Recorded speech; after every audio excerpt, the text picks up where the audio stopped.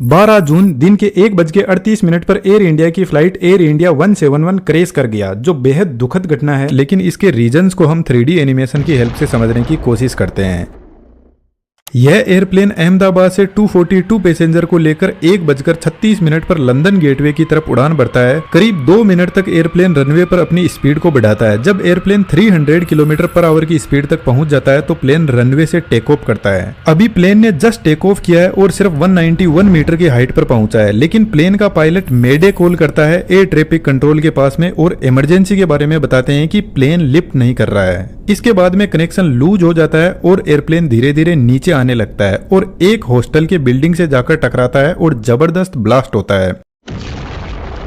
Out of 242 passenger 241 की जान चली गई, बाकी सिविलियंस भी इसमें मारे गए। इस वीडियो की रिकॉर्डिंग के टाइम तक कंफर्म नहीं हुआ है कि कितने लोगों की इसमें जान गई है, लेकिन ब्लास्ट बहुत जबरदस्त था। एयर इंडिया का बोइंग 7878 ड्रीम लाइनर एयरप्लेन काफी लंबी दूरी तय करने वाला था, अहमदाबाद से लेकर लंदन गेटवे की तरफ। तो इसके अंदर फ्यूल टैंक को फुल कर दिया गया। इसके फ्यूल टैंक की कैपेसिटी लगभग 1,26,000 लीटर की है। बेसिकली एयरक्राफ्ट का फ्यूल इसके विंग में ही भरा रहता है और विंग पर ही इंजन लगे रहते हैं। तो जब एयरक्राफ्ट ने उड़ना शुरू किया तो सिर्फ 2 ही मिनट इसने फ्यूल की खपत की और जैसे ही यह ग्राउंड पर आकर स्ट्राइक करता है तो इसमें बचा हुआ फ्यूल जबरदस्त आग पकड़ लेता है, जो एक बड़े धमाके का रीजन बनता है। अभी हमारे पास में कंफर्म न्यूज नहीं है इसके क्रैश के रीजंस की, लेकिन जब एयरप्लेन नीचे आने लगा तो लोगों ने देखा कि इसके इंजन में कहीं पर भी कोई आग नहीं लगी हुई थी, वह परफेक्टली काम कर रहे थे। लेकिन जब भी किसी फ्लाइट का इंजन फेल होता है तो इंजन पीछे की तरफ भयंकर आग को फेंकने लगता है, जिसको अभी हम आगे समझेंगे। लेकिन सबसे पहले हम पॉसिबल रीजंस को समझने की कोशिश करते हैं। फिलहाल जैसे एयरप्लेन रनवे पर खड़ा है, एयरप्लेन के यह विंग्स है और विंग के पीछे साइड में आप देखोगे फ्लैप्स लगे हुए हैं, जो कुछ इस तरीके से एडजस्ट होते हैं और आगे की तरफ लगे हुए स्लेट्स यह भी अपने एंगल को एडजस्ट कर सकते हैं और यही एयरक्राफ्ट को टेक ऑफ और लैंड करवाते हैं। जब इंजन स्टार्ट होता है तो यह आगे से हवा को खींचता है और पीछे की तरफ हाई स्पीड में फेंकने लगता है, जिसकी वजह से एयरक्राफ्ट को आगे की तरफ थ्रस्ट लगेगा और एयरप्लेन रनवे पर दौड़ने लगेगा। लेकिन यह जो कंडीशन है इसमें सिर्फ इंजन की पावर से एयरप्लेन आगे बढ़ रहा है। यदि हमने फ्लैप्स और स्लेट्स को एक्टिवेट नहीं किया तो एयरप्लेन सिर्फ रनवे पर चलता रहेगा, टेक ऑफ ही नहीं कर पाएगा। लेकिन जैसे ही पायलट फ्लैप के एंगल को बढ़ाते हैं, एयरप्लेन धीरे धीरे टेक ऑफ करने लगेगा। इसके पीछे सबसे बड़ा रीजन है इनकी डिजाइन, जो एयरफॉइल मैकेनिज्म को फॉलो करती है। जैसे यह एक एयरफॉइल मैकेनिज्म है, जब हवा इससे टकराती है तो कुछ इस तरीके से आगे निकल जाती है, लेकिन जब हम इसका एंगल बढ़ाते हैं तो अब आप देखोगे कि यह एयरफॉइल के इस पॉइंट पर हवा का जो प्रेशर है वह ज्यादा लगने लगेगा और ऊपर से जो हवा जा रही है वह सीधी निकल जाएगी। तो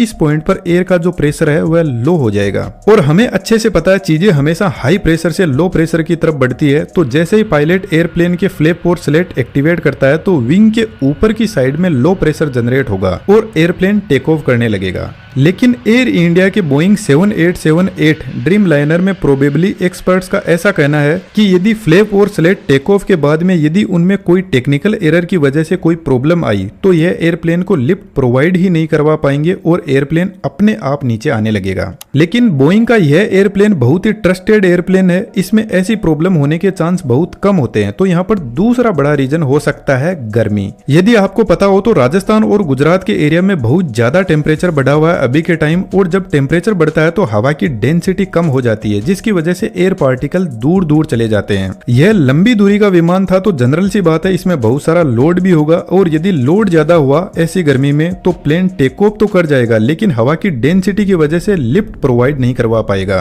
फिलहाल जैसे एकदम ठंडा मौसम है और हवा में एयर के पार्टिकल एकदम पास में है, तो इतनी हाई डेंसिटी वाले एयर पार्टिकल जब प्लेन के विंग से टकराते हैं तो यह प्लेन को अच्छा खासा ऊपर की तरफ फोर्स लगाने लगेंगे।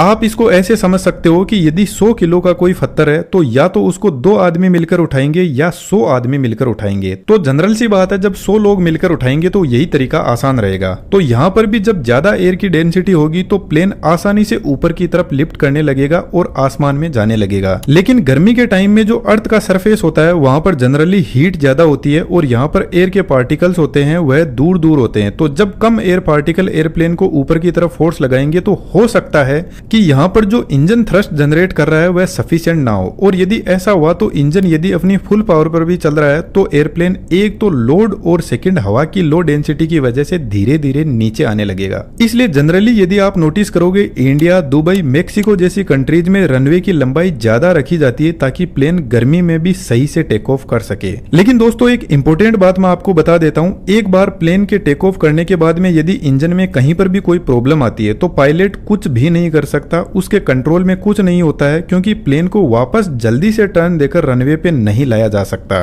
तो यहाँ पर हो सकता है कि यदि कोई बर्ड बाई चांस यदि इंजन में फंस गया हो तो यह भी एक बड़े हादसे का रीजन बनता है, लेकिन इसके चांस कम है। फिर भी हम समझते हैं कि एक बर्ड कैसे इतने बड़े एयरप्लेन को क्रैश कर सकता है।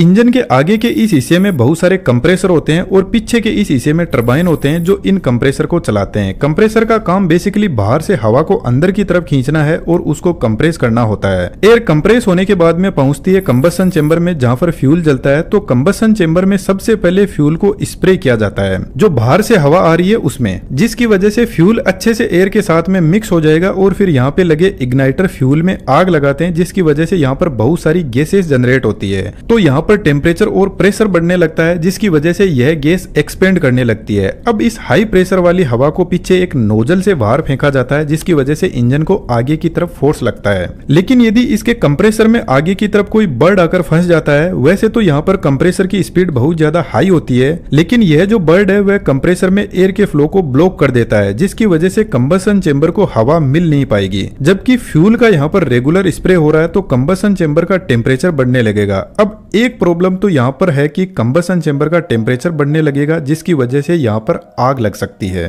दूसरा रीजन यह है कि फ्यूल को जब प्रॉपरली ऑक्सीजन की सप्लाई नहीं होगी तो वह बिना जला हुआ ही इंजन से बाहर की तरफ निकलने लगेगा और जैसे ही उसको ऑक्सीजन मिलेगी तो वह एकदम से आग पकड़ लेगा। इसी वजह से जनरली यदि कोई बर्ड कंप्रेसर में फंस जाता है तो इंजन में से तेज आग बाहर निकलती है। यह जो प्रॉब्लम होती है इसको कंप्रेसर स्टॉल बोलते हैं, जिसमें कंप्रेसर को प्रॉपर हवा की सप्लाई नहीं मिल पाती है। इसके अलावा दोस्तों एयरप्लेन एक बहुत ही टेक्निकल मशीनरी होता है, जिसमें और भी बहुत सारी इंजीनियरिंग काम करती है। तो कहीं पर भी कोई भी फेलियर हो सकता है और इस फेलियर का तभी पता चलेगा जब ब्लैक बॉक्स से फ्लाइट डेटा रिकॉर्डर की हिस्ट्री मिलेगी।